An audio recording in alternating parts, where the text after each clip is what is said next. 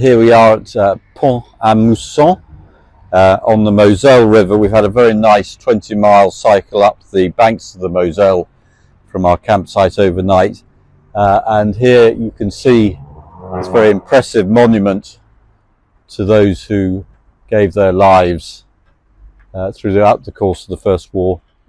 Pont-à-Mousson was strategically very important during 1914.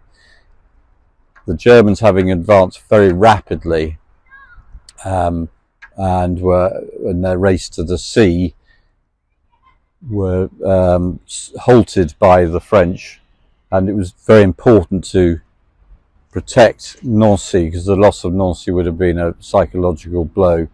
So Joffre, who was in charge of the French forces, put everything into defending Nancy in an arc from Pont-à-Mousson, where we are now, round to Luneville, which we came through yesterday, on the other side. And the biggest battle of the lot was the Battle of La Grande Couronne, which was in September 1914, and it was really a very vicious battle, but it was absolutely crucial to stabilising the line. And it was from that point on that the line in this area was pretty static for the rest of the war. And we're now going to cycle a little bit further along the actual front to the town that was so-called the Lost Town. And now it's St. Peter's Wood, and basically this was all the line of the fighting, all the way up here and all the way up there. Obviously all these trees have grown up since, but the outbreak of hostilities, it was actually woodland, and it was brutal hand-to-hand fighting. But then obviously as the shells destroyed everything, it would have just been bare open ground. And this was probably, throughout the war, was constant toing and froing, but without any and this is one of the many monuments all the way along the line. And in the middle of the wood here is La Croix des Carmes, which is just a monument to the many soldiers who died, mainly during the winter of 1914-15. And it's just in the middle of the woodland, and it is really very peaceful. And we've seen nobody as we've cycled up here. Quite a hard cycle though. So we've now arrived at the let these motorbikes go past.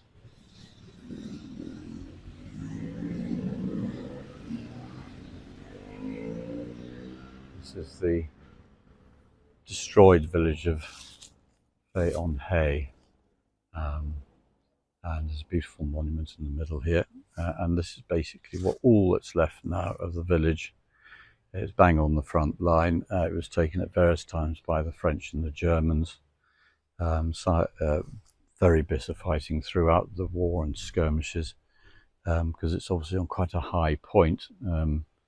And what was left of the village, and that was just basically one house and a load of rubble, was dismantled and taken away by the American troops when they came through, really mainly to reconstruct their supply roads. But apart from obviously the motorbike people who've just come past, it is a very, very peaceful place. But this would have been effectively the German lines over here and the French lines here. Most of the war it was in fact occupied by the Germans and pushed out by the Americans at the end.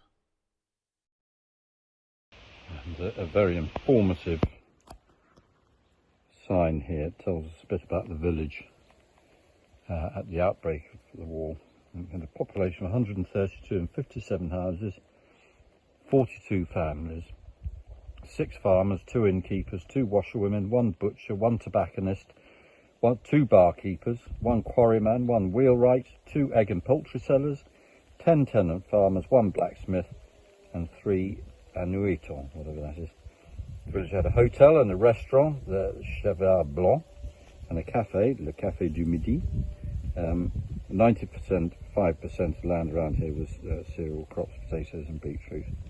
7 hop fields within the boundaries of the village. So that gives you an idea. And on the panel here you've got a nice little photograph of the village as it would have been at the outbreak of the war.